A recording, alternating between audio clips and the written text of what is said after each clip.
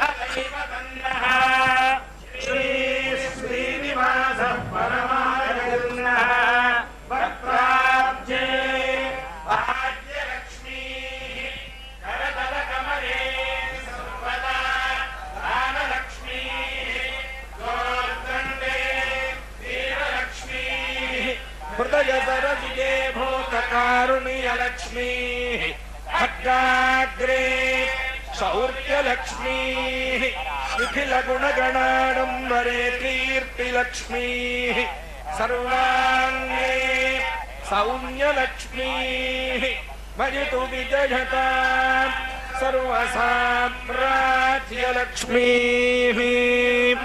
స్వమాయుష్యమారోగ్యమావీథాక్షోభామానం కృతే ధాన్యం ధనం వశుం బహుపుత్రలాభం శతసంవత్సరం దీర్ఘమాయుః తాయ కళ్యాణ నిధయేర్ధినాం శ్రీవేంకటనివాసాయ శ్రీనివాసాయ మంగళం. వెంకటేశ్వర ప్రసాద సిద్ధిరస్తు.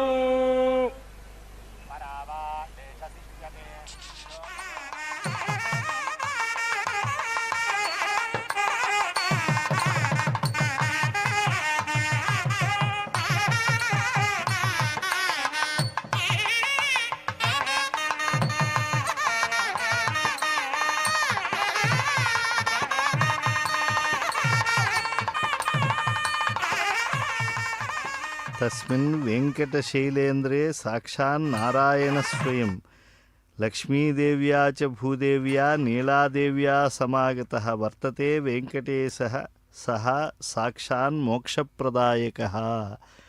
ఇంతవరకు కూడా వేదాశీర్వచనంలో చెప్పబడినటువంటి అంశం శ్రీనివాస స్వామి లక్ష్మీదేవి అంటే స్త్రీశక్తిగా భూశక్తిగా నీలాశక్తిగా సమాహృతమై ఉన్నది. వాళ్ళ అనుగ్రహం సంపూర్ణంగా లభించి అద్భుతమైనటువంటి విజయాలు వారి ద్వారా లోకక్షేమం కూడా చేకూరాలి అని చెప్పి మంచి ఆశీర్వచనం అందించారు. వేద విధులంతా కూడా అక్షతారోపణం చేస్తున్నారు.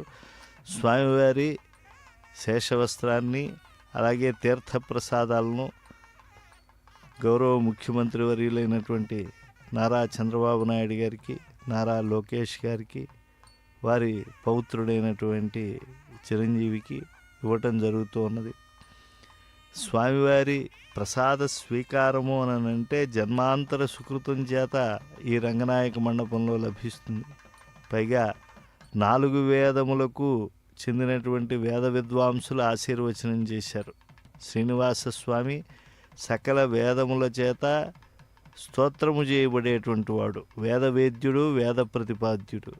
కనుక అటువంటి స్వామిని స్తోత్రము చేసేటువంటి వేదములు లోకానికి ఏమి అనుగ్రహిస్తాయి అని అంటే హర్తుం తమ సదసతీచ వివేక్తుమీశ మానం ప్రదీపమివ కారుణికో దదాతి అని.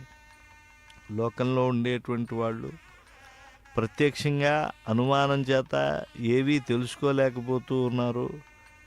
ఆ తెలుసుకున్నటువంటివి కూడా పరిమితమవుతున్నాయి అని ఊహకు అతీతమైనటువంటి జ్ఞానాన్ని కూడా అనుగ్రహించేటువంటి వేదరాశి, శబ్దశక్తి చేతనే అనేకమైనటువంటి ఫలాలను కటాక్షించగలిగినటువంటి వేదరాశి. అది వేద విధుల ద్వారా ఆశీఃపురస్సరంగా అందింది ముఖ్యమంత్రి కుటుంబానికి. ఇప్పుడు వారు వేదాశీర్వచనము తర్వాత అర్చక స్వాముల ద్వారా ప్రసాద స్వీకారం చేస్తూ ఉన్నారు. ఈ రంగనాయక మండపంలో అనాదిగా ప్రముఖులు ఎవరు వచ్చినా సరే, రాష్ట్రపతులు కానీ, ప్రధానమంత్రులు కానీ, ముఖ్యమంత్రులు కానీ, ఇతరులైనటువంటి అమాత్యులు కానీ వీరందరూ కూడా వేదాశీర్వచనం పొందటం, శేషవస్త్రాన్ని బహుమానంగా అందుకోవటం, స్వామివారికి నివేదన చేసినటువంటి ఆ ప్రసాదాన్ని అందుకోవటం